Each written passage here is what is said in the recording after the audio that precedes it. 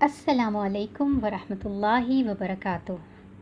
پیارے بچوں، آپ سب کو سیرہ کہانی میرے رہبر میں خوش آمدید۔ بچوں، آپ کو یاد ہے نا، پچھلی قسط میں ہم نے جانا تھا کہ کیسے محمد بن مسلمہ رضی اللہ عنہ اور ابو نائلہ رضی اللہ عنہ نے ایک شرپسند اللہ اور رسول صلی اللہ علیہ وآلہ وسلم کے دشمن یہودی کو ٹھکانے لگایا۔ کسی اللہ کے دشمن کو اس کے ملک کے اندر جا کر مار کر آنا ایک بہت بہادری کا کام ہوتا ہے۔ کعب اپنے شہر میں تھا اور اس کے ارد گرد بہت سے یہودیوں کے گھر تھے جو مسلمانوں کے دشمن تھے، مگر مسلمان اللہ پر بھروسہ کرتے تھے، اس لیے بالکل نہیں ڈرتے تھے، اور انہوں نے لوگوں کو سمجھا دیا کہ مسلمانوں میں اتنی ہمت ہے کہ وہ اللہ اور اس کے رسول صلی اللہ علیہ وآلہ وسلم کو تنگ کرنے والوں کو کہیں بھی نہیں چھوڑتے۔ اسی لیے بچوں، یہودیوں کو جب کعب کے قتل کا علم ہوا تو وہ بہت ڈر گئے۔ ان کی اتنی ہمت بھی نہ ہوئی کہ وہ مسلمانوں سے آ کر پوچھیں کہ یہ آپ نے کیا کیا اور کیوں کیا، بلکہ یہودی خود بخود سمجھ گئے کہ کعب مسلمانوں کے نبی کو اور مسلمانوں کی عورتوں کو ستاتا تھا، اسی لیے اس کا یہ انجام ہوا۔ لہٰذا اب وہ سب نبی صلی اللہ علیہ وآلہ وسلم اور مسلمانوں کو ستانے سے ڈرنے لگے تھے۔ مکہ میں بھی مسلمانوں کی بہادری کی خبر پہنچ گئی۔ وہ تو پہلے ہی ڈرے ہوئے تھے، اب اور زیادہ ڈر گئے۔ وہ بہت پریشان تھے کیونکہ جمادی الاول اور جمادی الآخر کے مہینوں میں ضروری ہوتا تھا کہ وہ مکہ سے باہر نکل کر دوسرے ملکوں کی طرف جا کر سامان بیچ کر آئیں تاکہ پیسے کما کر مکہ لے کر آ سکیں اور آنے والے دنوں میں سکون سے گزارا کریں۔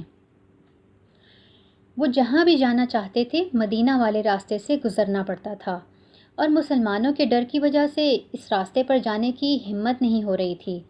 آخر کار ایک قافلہ تیار کیا گیا اور اسے تقریباً 1,00,000 کا مال دیا گیا اور کہا گیا کہ جو راستہ بہت دور ہے، یعنی عراق والا راستہ، وہاں سے جاؤ۔ وہ راستہ لمبا تو ہے مگر کچھ محفوظ ہے۔ صفوان بن امیہ اس قافلے کا سردار بنا۔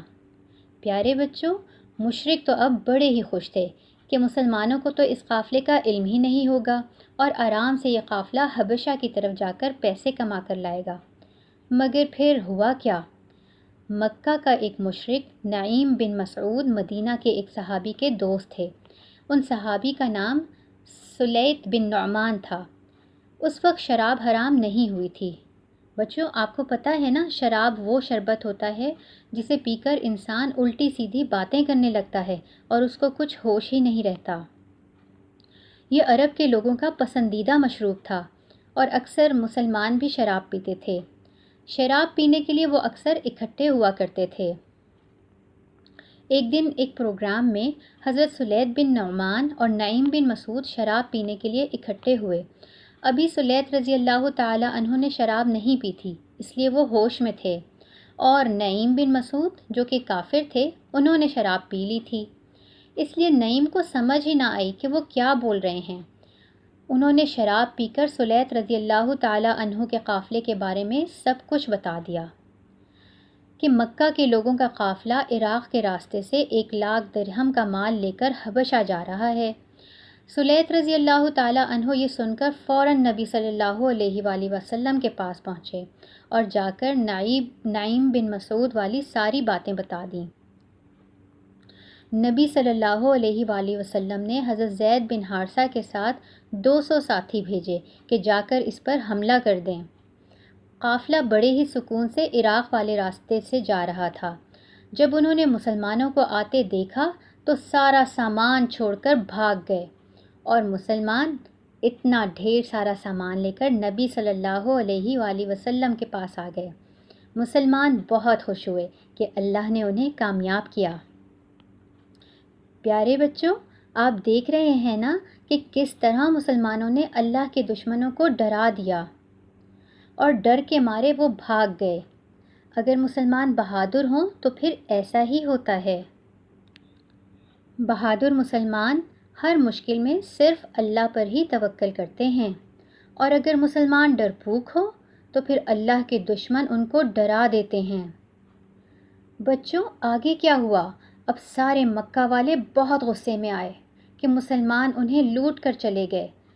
مگر وہ کچھ بھی نہ کر سکتے تھے۔ مکہ کے کافروں اور یہودیوں نے مسلمانوں کو ہرانے کے کیا کیا نئے منصوبے بنائے، یہ جانیں گے ہم سیرہ کہانی میرے رہبر کی اگلی قسط میں۔ اپنا اور اپنے گھر والوں کا خیال رکھیں۔ فی امان اللہ۔